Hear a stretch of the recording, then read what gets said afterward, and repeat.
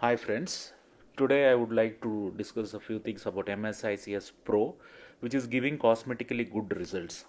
This is a technique where the cornea is ensured to be clear, conjunctiva is quiet, and there is minimal AC reaction post surgery. The eyeball is stabilized with a forceps holding Tenon's fascia delicately with your non-dominant hand, causing without causing any undue stretching. Conjunctiva bleed is avoided by doing a congenital peritomy with a crescent blade. Here I have inserted copious amount of viscoelastics, and then with the help of a cystodome from the side port, a CCC or a continuous curvilinear capsular axis is made. The capsular axis is aided by a good retroillumination, which can be got by just pushing the eyeball towards the nasal side.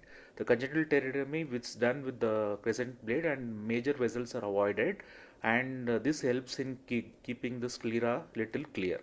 And then a straight incision is made either in the superior temporal or a superior nasal quadrant, and then a sclerocorneal tunnel is made. This sclerocorneal tunnel ensures that the nucleus quietly comes out through the easy chamber. So now the AC is entered with the keratome. Keratome is entered while going inside, and once this is done, we next step would be be doing is a cortical cleaving iododissection. Cortical cleaving iododissection ensures that the nucleus is freed from the capsular bag and it is prolapsed into the anterior chamber. Once this is done, we can remove the nucleus by the sandwich technique, wherein Vectors and dialer comes into the rescue. The entire procedure is done by instilling 2 drops of proparacaine at the start of the surgery. Here the epinucleus is washed out by just pressing the posterior lip. Care is taken to ensure that the anterior chamber is maintained deep throughout. So if and the cortical wash is then finally done by using the side port incision. The opposite ends of the capsular bag, the anterior lip of the cortex is aspirated out, and finally the subincisional cortex. This requires little expertise and need to be very careful not to touch the posterior capsule. Once the cortex has been aspirated out, the things become quite easy after that. So next step would be to place the intraocular lens. So the intraocular lens IOL has to be placed inside the bag. Now that we have a good view of the capsular margin, we can insert the lens under hydroimplantation by keeping the Simcoe inside at the edge of the sclerocorneal tunnel, and then push the lens. The leading aptic goes inside the bag, and then later the trailing aptic is dialed inside. The entire now the IOL is inside the bag, and then the side ports are hydrated, and this is the end of the surgery, and the conjunctiva is closed by just approximating with the forceps.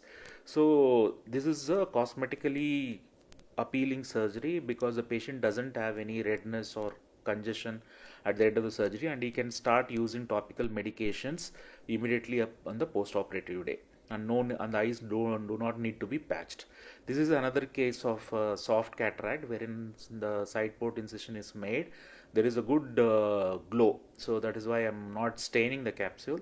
Viscoelastic is injected, and then with just pushing the eyeball, I get a good retroillumination. With based on that, I just do a CCC. CCC is done by just lifting the anterior capsule, having a nick, and then going circularly. So all these steps are done topically, and the patient is not experiencing any pain. The capsular edge is round, central, and it is equidistant from the margins. And now the conjunctiva. Conjunctiva is just peritomy is done by using a crescent blade instead of a scissors. This ensures that the dissection is minimal and the bleeding is less.